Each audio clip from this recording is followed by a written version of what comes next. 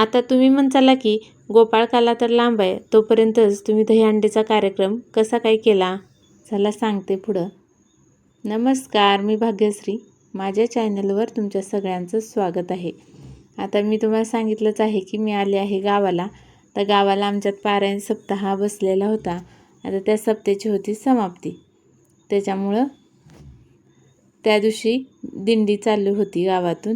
आता पालखी पूर्ण गावातून फिरते आणि ह्या दिंडीत सगळीजण लोक येतात.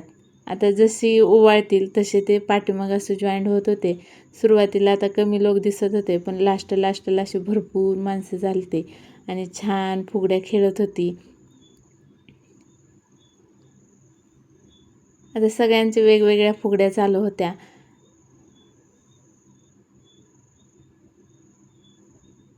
मस्त असं सगळेजण फुगड्या खेळली आणि नंतर बघा असा घोड्याचा नाच चालू होता. घोडा पण एवढा छान नाचत होता ना.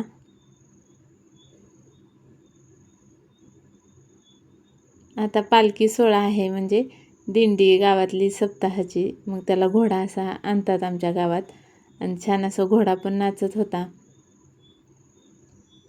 नंतर विठ्ठल रुक्मिणीचे मंदिर आहे, तिथं गेल्यानंतर बघा शौर्य कसा टाळ वाजवतोय. श्रीषाचं चालू होतं तिच्या आजीबरोबर खेळायचं. आता मंदिरात गेल्यानंतर देवाचं पूजन ते चालू होतं, तोपर्यंत दिंडी सगळी बाहेर थांबली होती. मग श्रीषाच्या आजी आणि श्रीषा असे झाडाखाली बसून छान फुलं वेचून खेळत होत्या दोघीजण. तर ह्या आहेत माझ्या सासूबाई, ह्या आहेत चुलत सासूबाई. आता त्या आजीबरोबर पण छान खेळत होती. नंतर थोडासा कलश घेतला. आता घरापाशी आली होती दिंडी. मग नंतर दिंडी आल्यानंतर त्यांचे पाय धुवून हळदी कुंकू लावून औक्षण केलं सगळ्यांचं.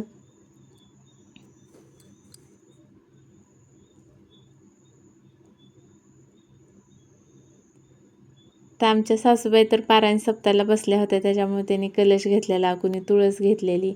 आता मंदिरात आलो आणि मंदिरात बघा आमचा देव हा सिद्धनाथ कुळस्वामी. नंतर ह्या आजी, ही पण तिची चुलत आजी आहे, माझ्या चुलत सासूबाईच आहेत. विना बघा कसा असा छान नाचवत नेला त्यांनी. नंतर झालं काल्याचं कीर्तन सुरू. काल्याचं कीर्तन पण खूप सुंदर होतं. कीर्तनमध्ये टाळ मृदुंगाचा एवढा आवाज होता, तरी पण श्रीषा गाढ झोपली होती कारण कंटाळलेली. नंतर हांडी फोडली. मला तर खूप भूक लागली होती. आता सगळ्यांनाच लागली होती. प्रसाद खूप छान होता. जेवण करून घेतलं. व्हिडिओ आवडला असला तर लाईक आणि सबस्क्राईब करा. चला भेटू पुन्हा. बाय.